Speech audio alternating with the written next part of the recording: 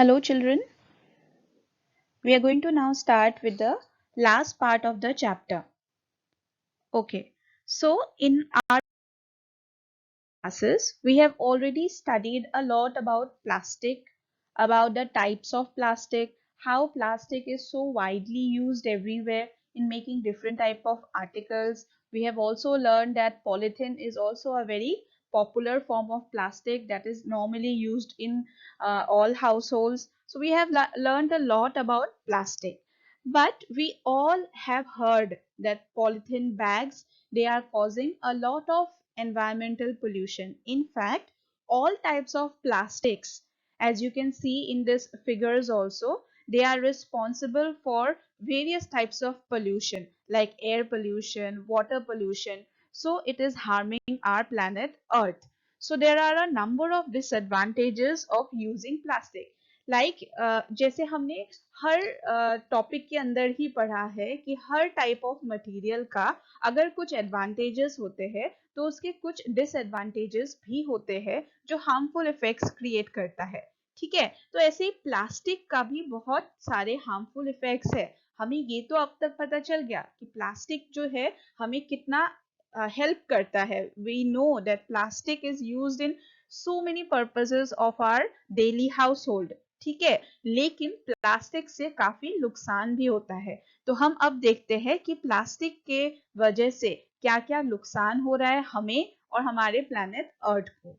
ठीक है, okay, so the first disadvantage of plastic is that they have caused many health and environmental hazards. Environmental hazards का मतलब है कि plastic के वजह से बहुत ज्यादा पोल्यूशन होने लग गया है। प्लास्टिक जो है वो नॉन बायोडिग्रेडेबल होता है, इसके बारे में हम आगे पढ़ेंगे। फिलहाल के लिए ये समझ लो कि प्लास्टिक जो होता है या जो पॉलिथीन बैग्स होते हैं वो जो है वो जैसे अगर आपने कहीं पे फेंक दिया उसको तो वो बहुत सालों तक वैसे ही रहेगा। ठीक है, प्लास्टिक के रैपर्स, प्लास्टिक के कैंस या पॉलिथीन बैग्स को अगर आप कहीं पे भी फेंकते हो वो बहुत बहुत सालों तक उसको कुछ नहीं होगा, वो वैसे ही रहेगा। ठीक है, वो कभी डिकम्पोज नहीं हो पाएगा और अगर वो कभी डिकम्पोज ही नहीं होगा तो वो it will result in pollution. अगर आप पानी में फेंकते हो तो उससे वाटर पोल्यूशन होगा, वाटर पोल्यूशन होगा तो उससे जो एक्वाटिक स्पीशीज पानी के अंदर रहते हैं उनको परेशानी होगी। फिर अगर आप एयर में फेंकते मतलब लैंड में फेंकते हो तो उससे भी एयर पोल्यूशन होगा। So various type of pollution will be the result of not discarding plastics properly. मतलब बहुत सारे एनवायरमेंटल हैजार्ड्स हो सकते हैं। ठीक है, इसके अलावा जो सेकंड वाला है ये देखो क्या बोला है, some monomers of plastic have proven to cause cancer also. आपको अब तक पता चल गया कि प्लास्टिक जो है वो एक पॉलीमर है। ठीक है, अब जो पॉलीमर्स होते हैं उसके बहुत सारे छोटे मोनोमर्स होते हैं। अब ये देखा गया है कि प्लास्टिक के जो मोनोमर्स होते हैं वो कैंसरस होते हैं, मतलब वो कैंसर कॉजिंग होते हैं। और आपको पता है कि cancer is a very deadly disease. in fact it is one of the most fatal diseases। अभी के टाइम पे बहुत ज्यादा कैंसर पेशेंट्स होने लग गए हैं। सो कैंसर अगर होता है इसका मतलब it is totally a big health hazard cause. Health hazard का बहुत बड़ा कॉज है प्लास्टिक्स। ठीक है, तो इस वजह से plastic is one of the major reasons behind environmental hazard and health hazard. Third, जो मैंने अभी अभी थोड़ी देर पहले बताया था कि प्लास्टिक जो है वो नॉन बायोडिग्रेडेबल होता है and they do not decompose for several years. मतलब आप अगर पानी में फेंकोगे तो वो वैसे ही रहेगा। कहीं पे भी आप फेंकोगे प्लास्टिक की चीजें तो वो बहुत सालों तक जैसे आपने फेंका था वैसे ही रहेगा। It is not going to decompose. तो फिर अगर वो डिकम्पोज नहीं होगा तो हम क्या सोच सकते हैं, अगला चीज हम ये सोच सकते हैं कि हम प्लास्टिक को बर्न कर दे। लेकिन प्लास्टिक को अगर आप बर्न करते हो तो उसमें से जो धुआं निकलेगा, द फ्यूम्स, जो धुआं निकलेगा that is highly toxic. Toxic मतलब बहुत ज्यादा हार्मफुल होता है। ठीक है, सो टॉक्सिक फ्यूम्स जो होगा वो एनवायरमेंट में रिलीज होगा and it will result in air pollution. So these are some of the disadvantages of using plastics।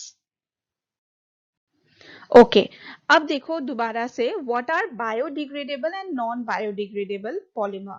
जो बायोडिग्रेडेबल होते हैं वो क्या होता है, the substances which get degraded to their simpler and harmless substances over a period of time.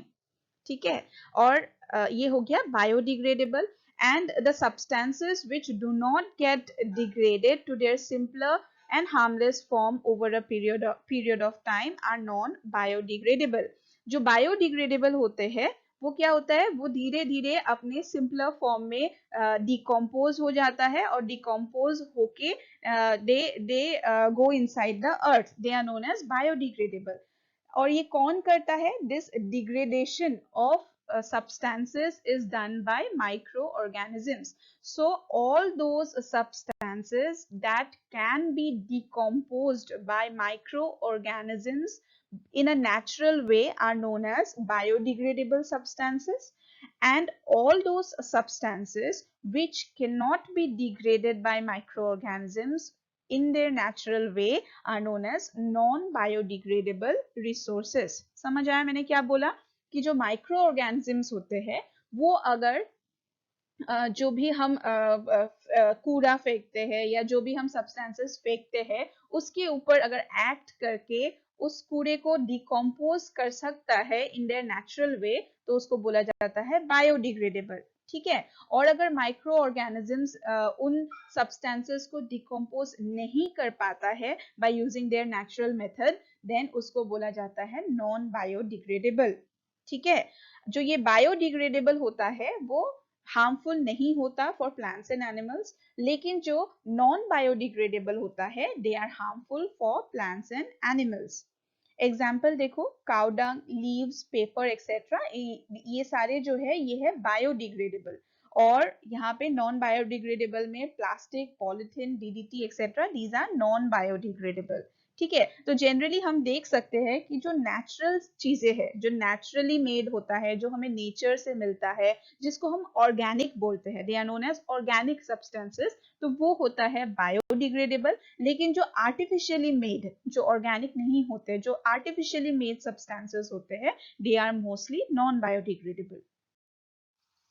Okay, so यहाँ पे आप इस पिक्चर में देख सकते हो दो डस्टबिन बनाया गया है। हमेशा अलग अलग करके फेंकना होता है, बायोडिग्रेडेबल को एक डस्टबिन में, नॉन बायोडिग्रेडेबल को दूसरे डस्टबिन में। This is known as segregation of waste. इसके बारे में हम आगे पढ़ेंगे। Segregation of waste is very important, क्योंकि बायोडिग्रेडेबल को तो आप डायरेक्टली डिस्पोज ऑफ अगर कर देते हो तो कोई प्रॉब्लम नहीं है, क्योंकि बायोडिग्रेडेबल है, उसको आप कहीं पे भी डिकम्पोज करोगे तो माइक्रो ऑर्गेनिजम्स उसके ऊपर एक्ट करेगा and ultimately they are going to be decomposed. लेकिन जो नॉन बायोडिग्रेडेबल होता है उसको आप कहीं पे भी कैसे भी नहीं फेंक सकते हो, क्योंकि उसके ऊपर माइक्रो ऑर्गेनिजम्स नहीं एक्ट कर पाएंगे, और जैसे आप फेंकोगे वो वैसे ही कूड़ा बस उसमें it will go on accumulating and accumulating for several years, it is not going to be decomposed।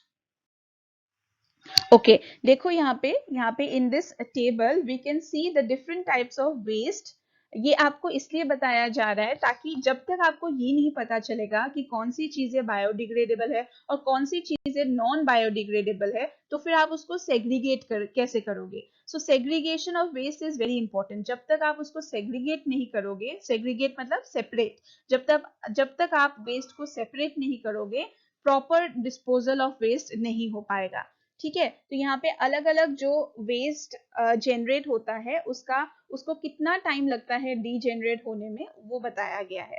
ठीक है, तो पहला है जो हाउस होल्ड मटेरियल्स होते हैं, मतलब जो पील्स ऑफ वेजिटेबल्स हो गया, फ्रूट्स हो गया, या जो खाना लेफ्ट ओवर होता है वो सारे डिकम्पोज हो जाता है 1 से 2 हफ्ते के अंदर, and they are biodegradable materials. ठीक है, फिर उसके बाद आ गया पेपर, 10 से 30 दिन के अंदर, मतलब within a month they get degraded and they are biodegradable. Cotton cloth, cotton के जो कपड़े होते हैं उसको डिग्रेड होने में 2 से 5 महीने लगता है, this is also biodegradable. Would थोड़ा ज्यादा टाइम लगता है, 10 से 15 साल लगता है, लेकिन फिर भी वो डिग्रेड हो जाता है and that is why it is biodegradable. Woollen clothes 1 साल भर के अंदर दे get degraded and it is biodegradable. इसके अलावा अगर आप देखो टिन, एल्यूमिनियम जो मेटल के कैन्स होते हैं उसको बहुत ज्यादा साल लगते हैं, 100 to 500 years, so they are considered as non biodegradable. और प्लास्टिक बैग्स पे अगर आप आओ, which we are mainly discussing, plastic bags को very long time is required for its degradation. In fact, we say that it does not get degraded very easily. So it takes several years for degradation. In fact, it is almost not possible to degrade it, and that is why it is our main concern. It is a non-biodegradable type of material. इस वजह से plastic bags, आपने सुना होगा जो polythene bags है उसको ban किया गया था। पॉलिथीन बैग्स जो है उसको यूज करने से मना किया जाता है। जो वन टाइम प्लास्टिक होता है, सिंगल यूज प्लास्टिक होते हैं, उसको बोला जाता है कि जितना हो सके उसकी यूज को कम करो। गवर्नमेंट ने बैन भी करा था polythene bags. So it is very important कि वन सिंगल यूज प्लास्टिक जो है उसको आप कम से कम यूज करो। Okay, you can see this picture. इसमें this is our planet Earth, and if you want to save Earth from all the pollution, if you want to save Earth from all the negative effects, so we need to stop using single-use plastic. We need to stop using polythene bags.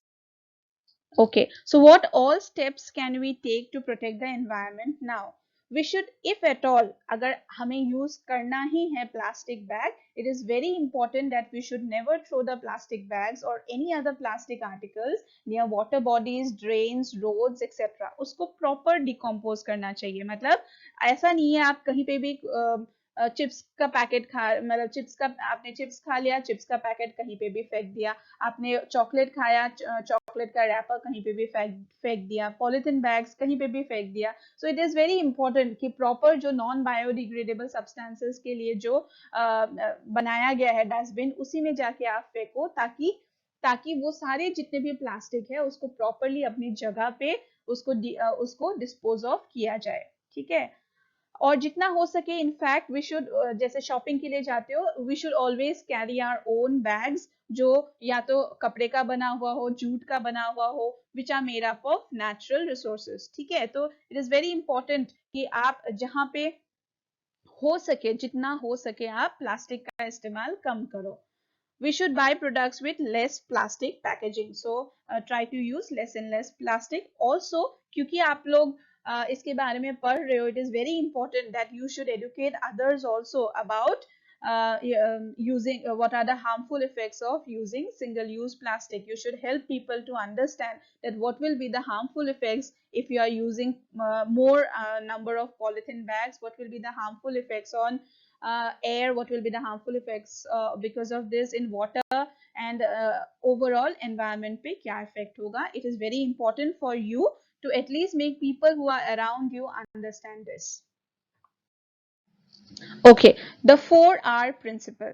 See, as a citizen, as a responsible citizen of the country, it is very important that we at our own level, we contribute to the reduction of the kind of environmental hazard that is happening right now.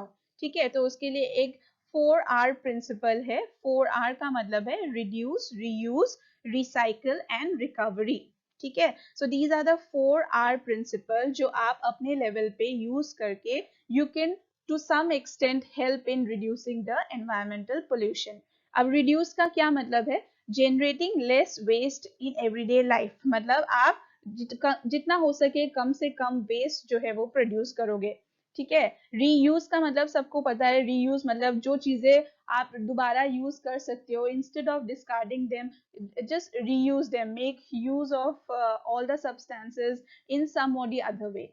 Recycle का मतलब है कि कोई भी चीज जैसे आप खराब हो रहा है उसको किसी और काम में लगा दो, मतलब उसको turn the material into something that is new and productive. ठीक है, रिकवरी का मतलब है रिकवरी मतलब जो चीजें आप रिसाइकल नहीं कर सकते हो लेकिन उसमें से एनर्जी रिकवर हो सकता है, तो उसको try to recover the energy from it. ठीक है, अल्टीमेटली अगर इनमें से कोई भी आपके लिए पॉसिबल नहीं है तो आप उसको डिस्पोज ऑफ करोगे, लेकिन डिस्पोज ऑफ ऐसे करना ताकि उससे एनवायरनमेंट पे कोई इफेक्ट ना पड़े. So disposal must be done in a proper way. ठीक है. आप ये देख सकते हो यहाँ पे जैसे ये एरो दिखाया गया है, सबसे ज्यादा प्रेफर्ड ऑप्शन है. ऊपर से नीचे की तरफ जाओगे तो सबसे प्रेफर्ड है रिड्यूस, फिर उसके बाद आ गया रीयूज, फिर रिसाइकल, फिर recovery, and ultimately if you are left with no option then disposal, but disposal in a proper way. So you at your own level, you all are requested to use the 4R principle कि कम से कम आप अपने level पे तो environmental pollution को कुछ हद तक कम कर सकते हो ऐसे. ठीक है. So it is very very important for you as students to understand that what are the effects, what are the harmful effects of using plastic, and how you can help at your own level to reduce the use of plastic by using this 4R principle. So that's all for today's class. Thank you.